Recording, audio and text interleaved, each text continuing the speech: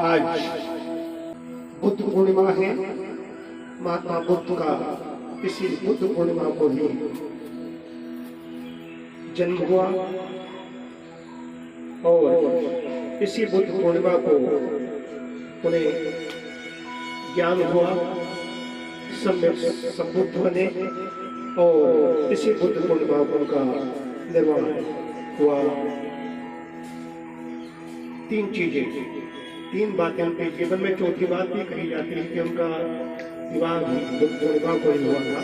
तो प्रमाणिक बात नहीं है, सुनी सुनाई बात है, लेकिन तीन बातें जो बताई। महात्मा बुद्ध ये सिद्धार्थ गौतम के रूप में जन्मे, उनका सिद्धार्थ गौतम नाम रखा गया और बाद में बुद्धत्व प्राप्त किया। बुद्ध कोई भी बन सकता है, दूसरों में उत्सुकता छोड़ो, अंदर उनका अपदीपो हो, अपने दीप स्वयं बनो, अंदर झांक लो, बाहर छोड़ दो। कौन क्या कह रहा है, अच्छा कहे तो उसके प्रति राग नहीं, बुरा कहे तो उसके प्रति द्वेष नहीं, समत्व की बात कही, समत्व योग की बात कही। जो पंचशील, जो बौद्ध धर्म है, जो पंचशील के नियमों का पालन कर रहा है, ध्यान में माता बुद्ध ने ध्यान की एक चीज को आगे बढ़ाया। जो महर्षि पतंजल की योग साधना है उसमें यम नियम है, वही वहां पर पंचशील है। इसी चीज को उन्होंने आगे बढ़ाया, ध्यान की ऊंचाइयों तक ले जाकर के मोक्ष की बात कही, निर्वाण की बात कही। जो इसी में लगे हुए हैं, इसके अलावा जो और व्यवस्था में लगे हुए हैं वो नहीं, वो उसके बौद्ध के अनुयायी नहीं, महात्मा बुद्ध के अनुयायी नहीं, वो उसके बताए हुए रास्ते पर नहीं चल रहे। वो तो पाली भाषा का शब्द है, मुक्त हो गया। जो मुक्त हो गया वो बौद्ध है। पाली भाषा की बात उस समय थी। धर्म, धम्मं शरणं गच्छामि कहा, तो धर्म क्या है? संस्कृत का जो धर्म है वही पाली भाषा में धम्म है। तो धर्म की शरण में जाने की बात उन्होंने कही, धर्म के शरण में जाना चाहिए। वर्तमान में प्रदूषण बढ़ता जा रहा है, अतः यजन आवश्यक है। वायुमंडल में जो प्रदूषण है उसको सही करने के लिए यजन करें, हवन करें, यज्ञ करें, तत्पश्चात ध्यान करें।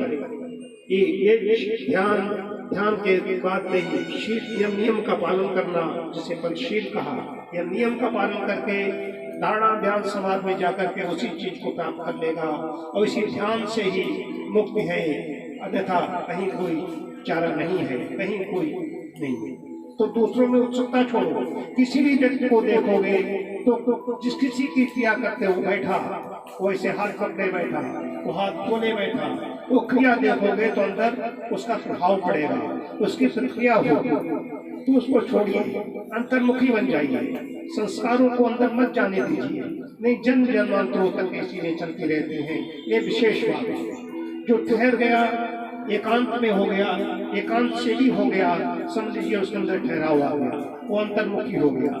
जो इधर भटक रहा है, यहाँ गया वहाँ गया, कहीं भी गया, एक जगह बैठा नहीं, वहाँ उसके अंदर फूल खिले नहीं। अगर यहाँ पर हवन कर रहे हैं, ध्यान कर रहे हैं, मौन रख रहे हैं, तो इसमें अगर फूल नहीं खिले, इसमें आनंद नहीं मिला, इसमें प्रसन्नता नहीं मिली, तो इसका मतलब कहीं कहीं कुछ गड़बड़ है। तो जो हम कर रहे हैं उसमें फूल खिल रहे हैं, नहीं खिल रहे हैं, आनंद मिल रहा है, नहीं मिल रहा है, ये विशेष बात है। कहीं किसी प्रक्रिया नहीं करनी है। ये ध्यान की बात बता रहा हूँ। महात्मा बुद्ध तो इतने बड़े हैं, उनका शिष्य आनंद 40 वर्षों तक साथ में रहा। महात्मा बुद्ध के ऊपर कोई आया, उसने थूक दिया, वो क्रोधित था, तो उन्होंने अपने चादर से उसको पोंछ डाला और उससे कहा कुछ और कहना है? तो कुछ नहीं, उसने चला गया, कहा कुछ नहीं, कहा ठीक है, नमस्ते। तो आनंद को गुस्सा आया, कहा कि आपने बिल्कुल सहन कर लिया। उन्होंने कहा हमारा, इसके लिए मुझे जन्म लेना पड़ता, कि हमारा कुछ था लेन देन जो पूरा हो गया। प्रतिक्रिया ही नहीं थी, कोई प्रतिक्रिया नहीं, कहीं कोई उलझाव नहीं। उन्होंने सीधी सी बात कही, सीधी सी बात कही उन्होंने, बस। तो आज बुद्ध पूर्णिमा की सभी को शुभकामनाएं। एक शाला उठाया तो परिवार के सदस्यों की ओर से देता हूँ। खीर की आहुति, उनको भी खीर सुजाता ने खिलाई थी। आज हम दूध से बनी चीजें खाते नहीं, तो यहाँ हमारी जूनियर डॉक्टर श्रुति ने बादाम के दूध की खीर बनाई हम सबके लिए, तो खीर का आनंद लेंगे। ध्यान करेंगे। और आज दिन में ध्यान कर जो लोग अभी हमारे यहाँ तो नियत समय 6 बजे हवन प्रारंभ हो जाता है, इनका 6 बजे से हवन नहीं प्रारंभ करते हैं, तो आज पूर्णिमा का दिन अपने घर में हवन करें और ध्यान करें। बहुत बहुत शुक्रिया।